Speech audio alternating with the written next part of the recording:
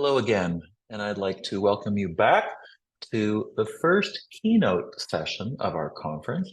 And this keynote is featuring Peggy Parfenoff, who is the president of World Chicago. World Chicago is the oldest NGO in Chicago, focusing on the work of citizen diplomacy. And World Chicago implements international exchange programs sponsored by the U.S. Department of State, such as the International Visitor Leadership Program, the Youth Leadership Exchanges, and the Young Transatlantic Innovation Leaders Initiative, which brings 60 entrepreneurs from Europe to Chicago for a month-long fellowship program. Before joining World Chicago, Peggy worked at the Chicago Department of Cultural Affairs as Director of Development. While at the Department of Cultural Affairs, she earned her MBA from Kellogg School of Management at Northwestern University. Peggy attended Central College in Pella, Iowa, which included a year of study at the Sorbonne in Paris, France. Among the first of her many international travelers. So, Peggy, we are so delighted to have you with us today, and I want to turn the microphone in the conference over to you. Awesome, thank you, David. It is a pleasure to be here. It was great to hear this morning from Nicosia.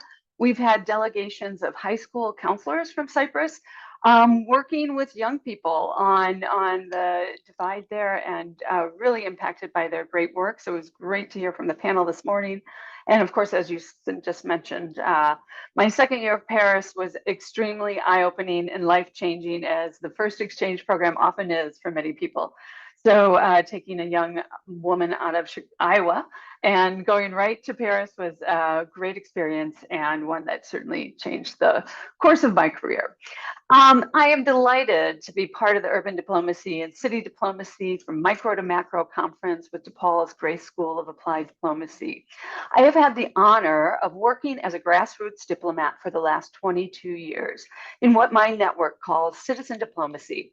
And I hope to demonstrate to you today that when we talk about both urban diplomacy and city diplomacy, citizen diplomacy is that bridge between the two that really helps bond these two forms of diplomacy and makes them work. So let's take a journey through Chicago. Come with me. It's a fall day, so you might need a scarf, but we're going to see what Chicago does in both its city diplomacy and its urban diplomacy. But first, let me tell you about World Chicago. So as David mentioned, we are a nonprofit. We've been around for over 70 years, doing what we call citizen diplomacy in our city. So we are hosting exchange programs sponsored by the U.S. Department of State, our biggest being the International Visitor Leadership Program. So for example, what does that mean? Last month, we hosted 69 women and one brave man from 53 countries on a program called Women in Peace and Security. They came to Washington, D.C. to start their program. They went to 5 different cities. They went to another 5 different cities in the US, and then they closed their program in Chicago. And we got a chance to hear about their impressions, their experience, talking together, meeting each other, but also learning from their peers in the United States about best practices in building a safe environment and safe communities for women. We had a delegation of social media influencers from the Republic of Korea. They were here for 2 weeks. They traveled to San Diego, Chicago, and DC, and they had the chance to create content, create videos that they can use on their social media channels, which is YouTube, and Korea is the primary channel. And they will show their 5 million followers what the United States is really like. They will help their followers understand that, yes, we do have an issue with Asian hate crime, but it is not an issue that is prevalent every hour, every day. It is isolated spots, and they were able to come here, help understand that, and help understand some of the issues they were working on, such as people with disabilities or LGBTQ rights. We have a delegation coming from France looking at strengthening cooperation at the subnational level on climate. Again, back to Lauren's point of how cities are working together, and in this case on climate change, to really at that subnational level be below the federal government to make change. And this program will help introduce peers from France to their colleagues here in the US and Chicago. We'll have a delegation from Pakistan looking at promoting tourism to historic religious sites. They'll be here for 5 days looking at how you promote a religious site yet still honor the dignity and respect the religion that comes before it. And we'll talk with a delegation from China about US policy formulation. So our topics vary. And these are short-term programs, but they really get to see a glimpse of America and different pieces of America through these programs. Actually, coming on Sunday, we have a delegation of Latin American youth, 20 young people from 5 countries, Costa Rica to Guatemala, Dominican Republic, who will be coming to Chicago. They'll stay with a host family, and they will do a program on youth leadership, learning to go back and be leaders, civically engaged community members back home when they get returned, with a focus on entrepreneurship and the environment. And finally, we have our third big style of program is fellowship style programs.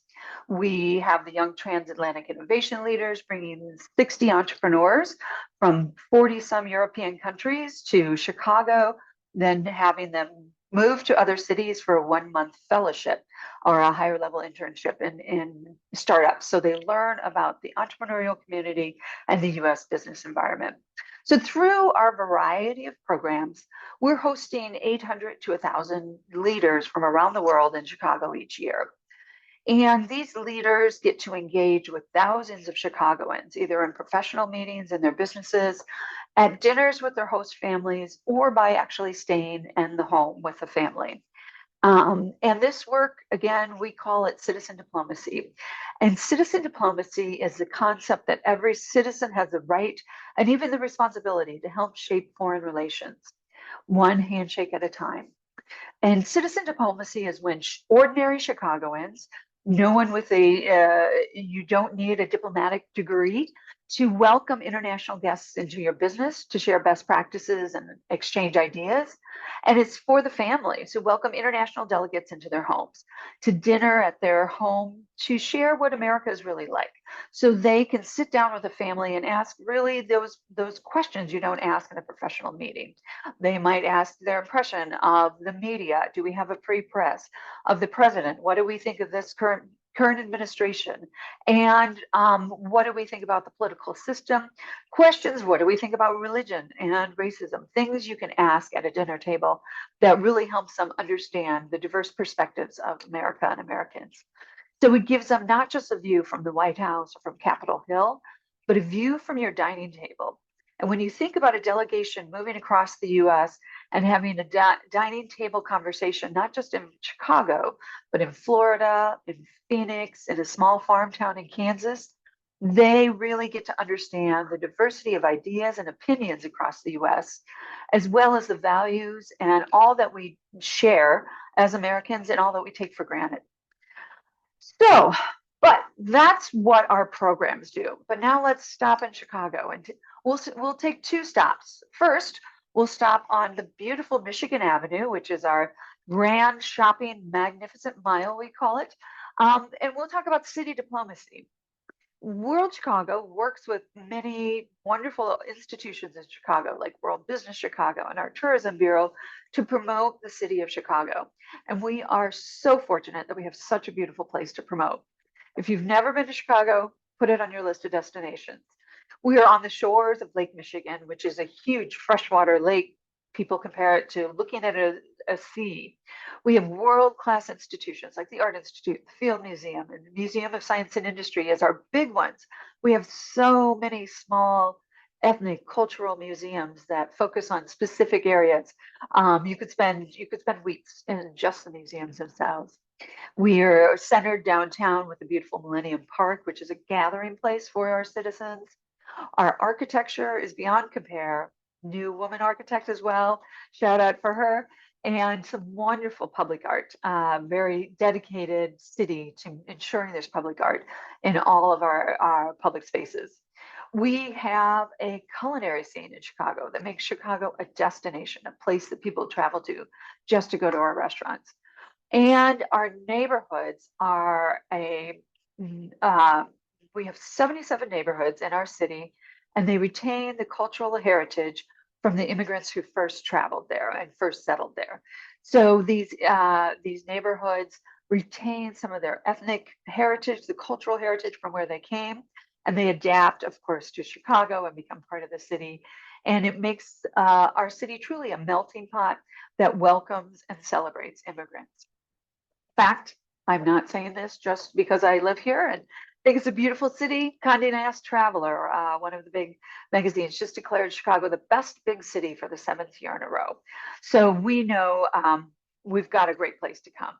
In addition to tourism, we have a strong, thriving economy. Our economy in Chicago is diverse. No more than 12% of any single industrial sector has more than 12% of the economy. So that means it's diverse. There's many different sectors.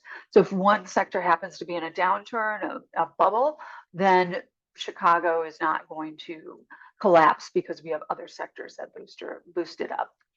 Our economy is in the metropolitan area, so Chicago and surrounding, is $720 billion a year.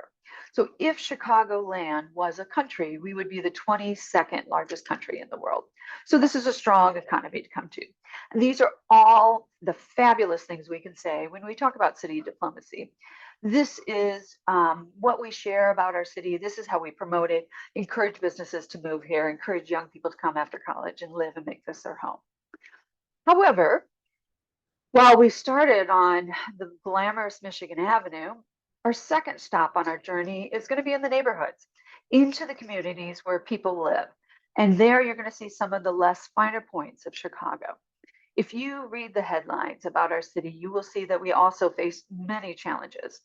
Violence is a major issue, especially gun violence. In the summer, unfortunately, the newspapers talk about the number of gunshots on summer weekends and the number of people injured or killed. That is an issue that is of grave concern to everyone living in our city. Segregation is another real issue that we have in our city. 2 of the 3 sides of our city have been underinvested for years, leading to things like food deserts, where there result in significant health variances. The estimated lifespan from someone on the north side to the south side of Chicago differs by 14 years. This is the same city, yet we're looking at that variance because of some of the underinvestment that's been going on in years. And currently, our biggest issue that we're facing is a migrant problem, where other states from our country are shipping people that have crossed the border, putting them on a bus and dropping them off in our city and leaving our city officials to manage them. Those are just some of the biggest challenges we see right now once you leave the tourist sites and get past the big dollar signs of the large economy. Unfortunately, these items are often highlighted in our media, the challenges that are out there. Chicago has become the poster child for references to violence. Chicago is bandied about through the recent Republican debates, and often conservative right-leaning candidates hold Chicago up as a Democratic-leaning city that is not a safe place to be. Unfortunately, the interesting truth is we're actually not the most dangerous city, but we wouldn't wish that on anyone. So it's become the word people use when they want to talk about violence in our country is Chicago. So who is working on these challenges? These big challenges our cities and complex challenges that our cities face. Those are the urban diplomats. And our role in citizen diplomacy is to be able to highlight the wonderful work of the urban diplomats and operate in both the city and the urban diplomacy spaces. Through the programs we put together for international delegations, we highlight these urban diplomats, people that are doing everyday work in urban diplomacy to address significant problems. So let me demonstrate with an example. This past spring, we hosted a Fulbright conference. These are 100 Fulbright scholars. So these are professors and researchers from around the world who are doing a Fulbright scholarship for 1 year in the United States, funded by the federal government. They get to work at some of the best university higher ed institutions across the country, working on their topic of research or teaching classes and being a professor here in the United States. They came to Chicago for a weekend, and our topic for the conference was public health. So in order to make it relevant to Chicago, we talked about how violence is a public health issue. And we took the scholars to 3 sites that really helped show them how people are working to address violence and address this public health issue. So the first place we went to was the Institute for Nonviolence. located in Austin, neighborhood of Chicago. And they are an organization that sends in violence interrupters immediately as soon as a shooting has happened. And they work using the beloved community model. They go in and they have prevented thousands, countless numbers of additional shootings, of retaliation, of vengeance, of violence. They are able to go in and stop the cycle of violence. These are amazing people who have been touched by this, and they're out there every day working to combat the violence problem we have in our city. We also took those Fulbright scholars to the Renaissance Living Room. This is an organization on the far west side of Chicago that offers help to those who need it. Often they find police officers will drop someone off who's under the influence of drugs or alcohol, and they get to go into, instead of a cold, sterile police station, they're going into a warm living room like setting. There's beds they can sleep it off. There's food they can have. There's coffee. There are things like padded rooms if people need to leave the sensory items away and be in a quiet space for a while. So they're doing what they can to help those people in need at the moment. And they have Narcan available for those to address those issues of opioid overdose that's killing way too many of our young people. So after the Renaissance Living Room, we took the Fulbright scholars to Apnagar. So we went to the north side of Chicago in the Uptown neighborhood, which is a neighborhood of where many first immigrants come when they move to the city. Apnagar was started as an organization for immigrants from Southeast Asia who had nowhere to turn if they were threatened with domestic violence. They've expanded and now they serve thousands of women and men from all over the world who land in our city who are in situations of domestic violence and do not have the tools or the knowledge to get them out of unsafe homes. And Apnagar shows the other addressing that these urban diplomats are doing.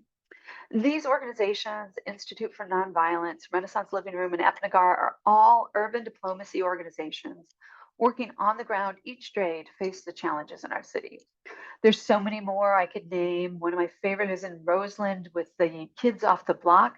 A woman named Diane Latiker started by just bringing 9 of her daughter's friends into her home after school, helping them with their homework and teaching them things that they'll need to know and talking about their stories, finding out what was of concern to them.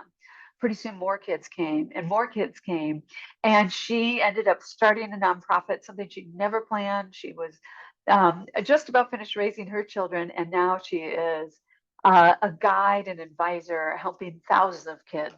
And it didn't take years of education. It didn't take a large committee to get it going. It was Diane just starting in her home and becoming that urban diplomat that makes change. The challenge we see is that urban diplomacy organizations are not talked about in the media. They are not talked about by our city leaders when they're encouraging companies to move their headquarters to Chicago or talking to the media about our city. Well, certainly we need to highlight all the advantages our city has to offer. I would encourage Mayor Johnson and his administration to be open about the problems Chicago is facing, but use that discussion as a way to highlight these urban diplomats and all they are doing on a daily basis to make our city a safe place for our citizens. Demonstrating to companies that are considering our city that we have a city full of urban diplomats who are working on a grassroots level to improve our community is perhaps one of the most compelling reasons for a corporation to move their headquarters to our city. It is also perhaps the best way to combat some of these challenges that are certainly not unique to Chicago, but we know we have a gun violence problem, but here is what we're doing to address it, be open and visible about it so that we can share with other cities from around the world and find the best ways that we can all work together to stop problems like that. Citizen diplomacy provides this bridge of space between urban diplomacy and city diplomacy. When we have a delegation like the Fulbright Scholars in Chicago, we make sure that they see the beautiful culture of our city, they see the beautiful architecture, and they see our downtown, but then they get out of the downtown into our neighborhoods to meet those urban diplomats who are making their community better. This gives those emerging leaders from around the world inspiration and tools to allow them to return home as urban diplomats and to make positive change in their own community.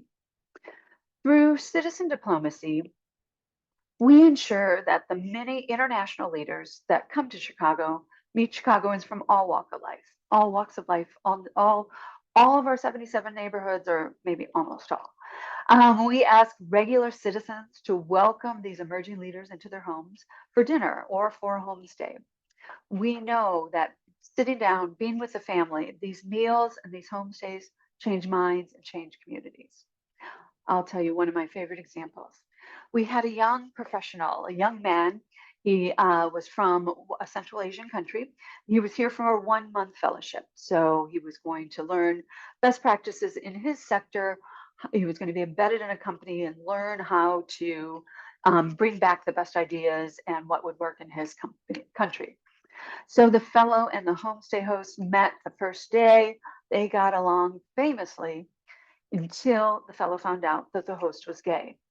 The fellow came into our office. He demanded to be moved. We should have never put them in there. He was furious.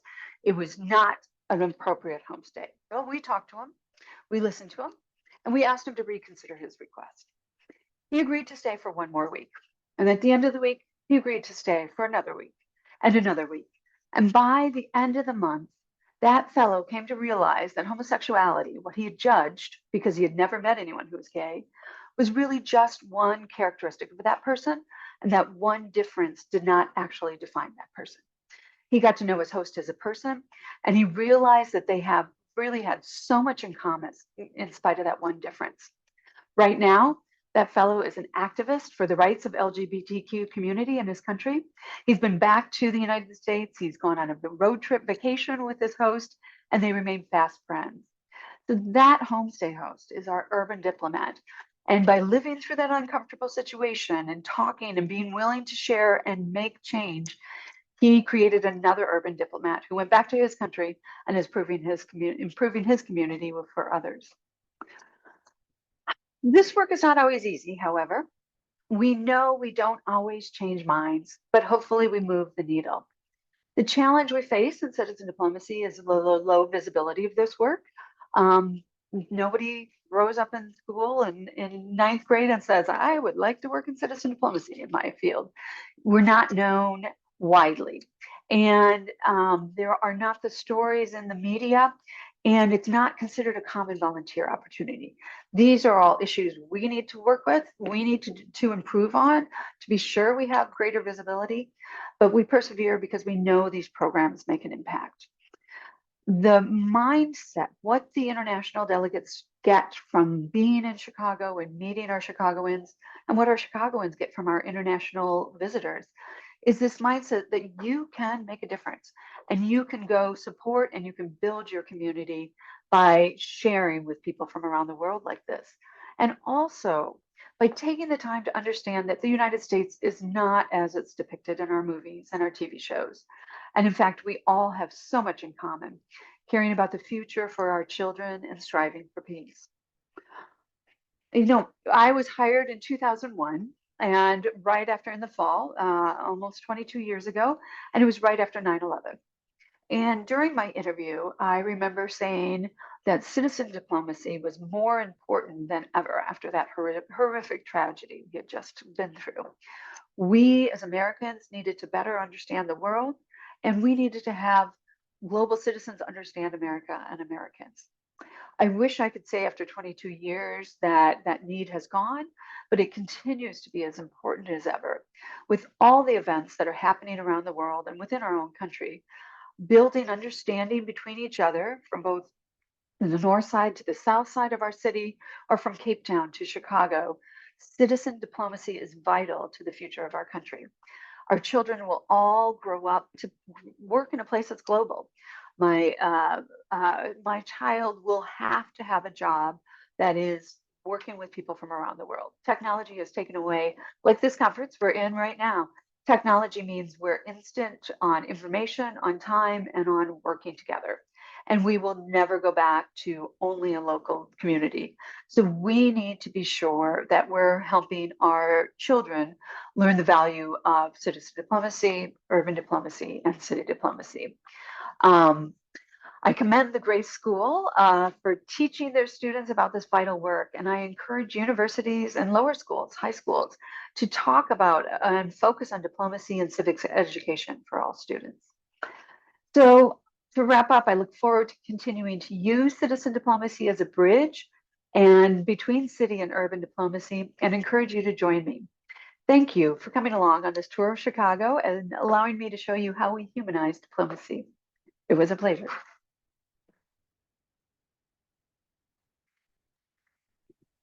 Thank you so very much, Peggy. And it's wonderful to hear the work of citizen diplomacy being contextualized in the city that our school exists in and works in. And I should have also noted at the beginning that the Grace School enjoys a really wonderful working relationship with World Chicago. World Chicago has been extraordinarily generous in providing internships for our students. And so I really want to express our gratitude to you and to all of World Chicago for the opportunities that you've given us, Peggy.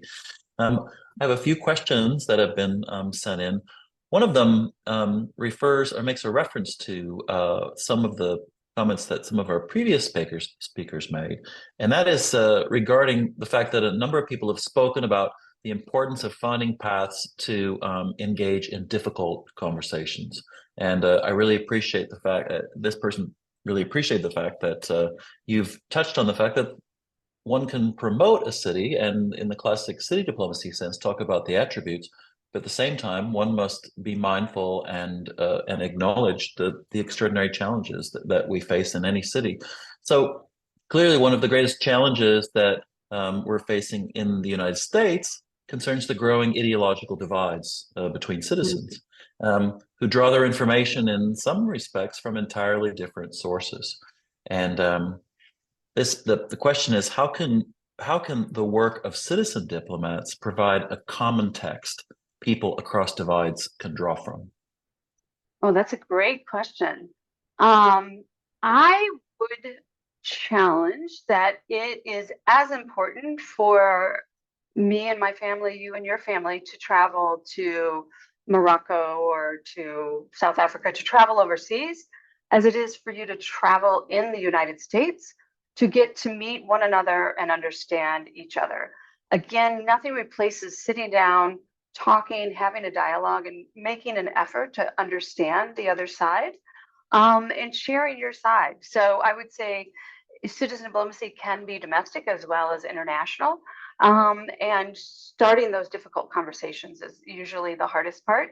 But once you crack, and again, I will acknowledge that many times we've seen delegations come over, and I think I'm not sure how much will change, but we made a crack in their shell, and perhaps they will go home and talk to their daughters about opportunities for them and education, or perhaps they will go home and they'll talk to young people about global careers and global opportunities, even if they didn't necessarily agree with what they were hearing. So I think that's a start, is understanding the other side so that we can bring together that dialogue. I think the other point I guess I would make to that is that's why I think the value of some of these programs run by the State Department is that they don't just come to Chicago, which has a pretty one-sided political party, or to another city. They go through various cities throughout the US and get a chance to hear from all sides and understand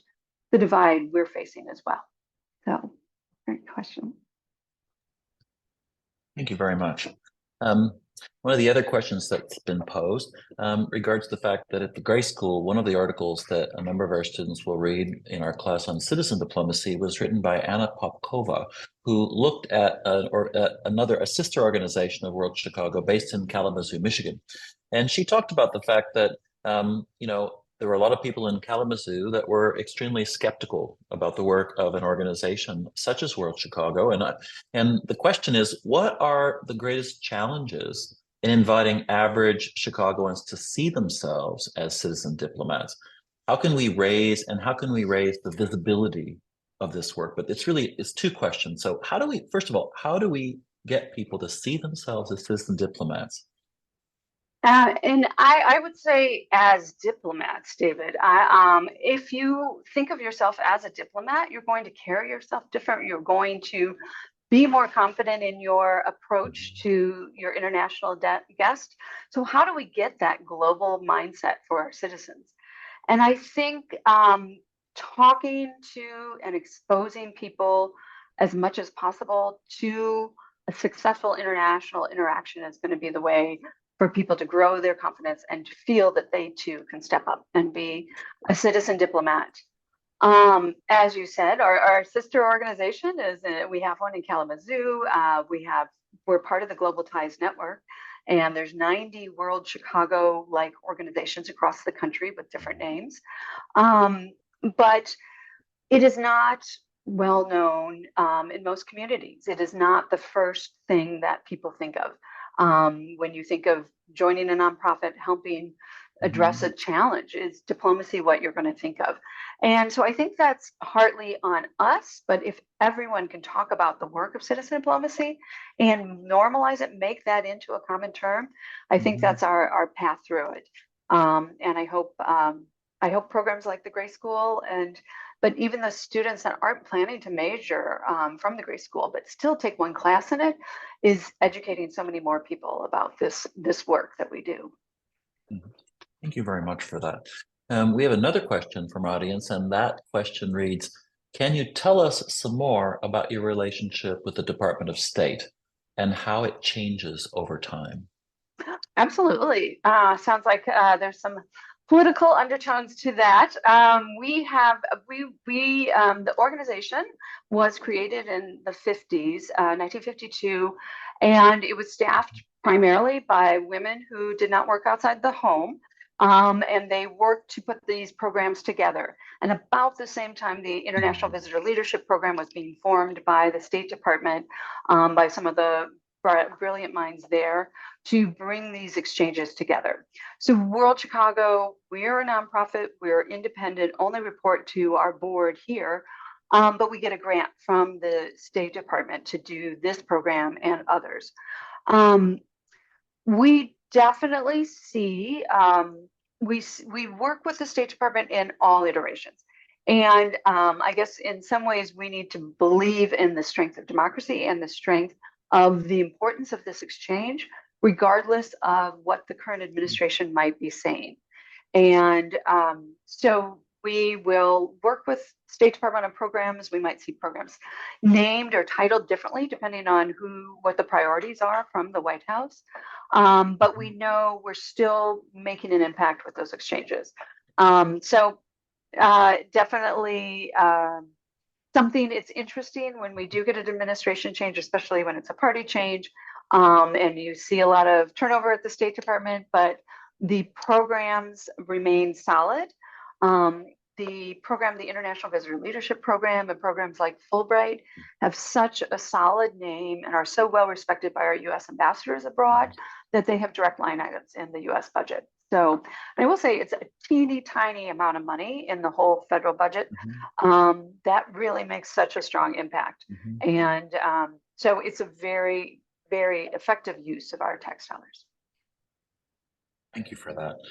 So we have another question, and that is regarding the divide in the United States between the urban and the rural. And the question is, what do you think are the prospects for the work that World Chicago is doing, which in many cases is outward facing, for making inroads between rural and urban communities? Some people talk, we've talked at the Grace School about the idea of study away programs where we would encourage our students to go live with families in other settings in other parts of the country.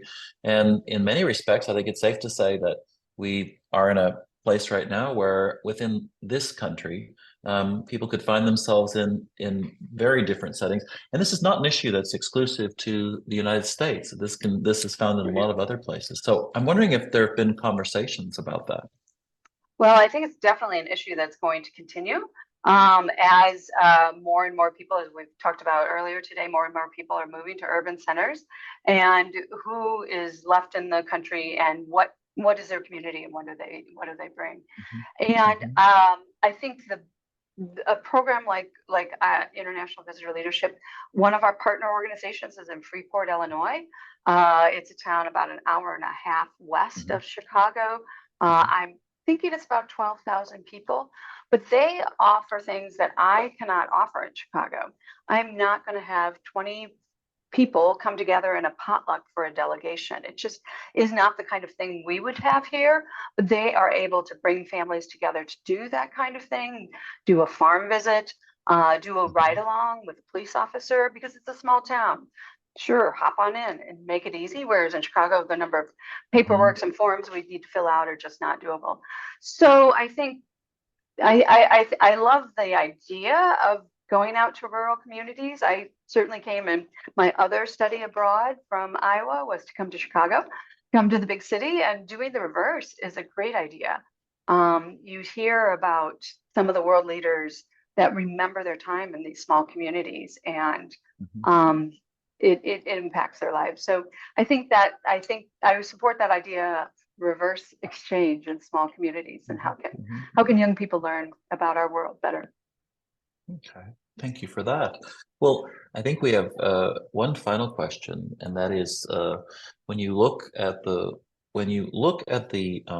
work of World Chicago and what you've accomplished in your tenure as its president, what do you see as the next level that World Chicago and other organizations like World Chicago where they need to go next? Um, I have a great team that I have the fortune of working with at World Chicago, and they've come up with the idea. One of our people have come up with the idea of taking our high school program. We work with Chicago high school students, and we bring them downtown to meet our delegations that are Mhm. in town, meeting our gentlemen combating drug abuse in Nigeria and talking about what they're doing, meeting the entrepreneurs from Europe and hearing about what it's like to be an entrepreneur in Europe. And so these high school students get exposure to people from around the world. Well, what about the high school students who don't even think about traveling, don't think about the world? How can we impact them? So we're working on how do we really get citizen diplomacy out into all the communities, and how do we work with high school students who don't take global affairs, don't take the AP class and AP Gov, and understand all the ramifications of the political world we're in. But let's reach out to them, let's get them involved Mhm. and help them understand and the value of citizen diplomacy. So I think it's taking citizen diplomacy to the next level, the next neighborhood, and really expanding the work so everybody, because as I said, it is so important for our young people to be able to live in a global world, because it will be global. Mhm. The internet has changed things, right? Pandemic changed it even more, and it's not going back. So they need to have that education to be there. So we're taking citizen diplomacy broader and wider. Well, Peggy Parfenoff, thank you so much for all of the extraordinary work that you do, and thank you for bringing your assessment and your reflections on it here to our conference today. Um, we, I look forward to the next time that you can join us.